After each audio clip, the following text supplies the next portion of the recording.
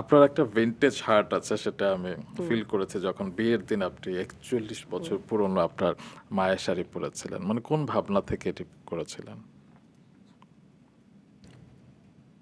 আমার শাড়িটা আমি শাড়ি হিসেবে পরবো এটা আমার প্রথমে ছিল না মাথায়। আমার প্রথমে ছিল আমার বিয়েতে আমার শাড়িটা কোথাও না কোথাও ইউজ হবে। সেটা হয় ওড়না হতে পারে, শাড়ি কেটেও তো ওড়না বানায়, জি, জি, যে কোনো একটা জি। কিছু হতে পারে। বাট পরে শাড়িটা আসলে এত ভালো ছিল, হয়তো আমি পরবো বলেই শাড়িতে একটা স্ক্র্যাচ পড়েনি। শাড়িতে তো স্ক্র্যাচ না, ওই যে কিছু একটা ছিঁড়ে যায়, সুতা উঠে, কিচ্ছু হয়নি। পরে আমি শাড়িটার দিকে তাকিয়ে ভাবলাম যে এটাই আমার আক্তের শাড়ি, বিয়ে পরার সময় শাড়ি হোক। তারপর আমার যে ডিজাইনার ছিল ওয়াহিদা স্নান্দনিক, ও বললো আপনি শাড়িটা কেটো না। আমার যে না, এটাই থাকবে শাড়িটা। সো এইটাই। বাহ! আর তা আমি মার মতো জীবনযাপনও করতে চাই। থাকে না একটা মায়ের ছায়া, মায়ের গয়না পরে মেয়েরা, মায়ের শাড়ি, মায়ের এগুলি। আর আমার মা তো একটা জিনিয়াস ওম্যান। একদম, সো একদম। একদম genius, she is such a sweetheart. আর আমার তো মনে হয় যে উদারতার তো বাবা থেকে পাওয়া।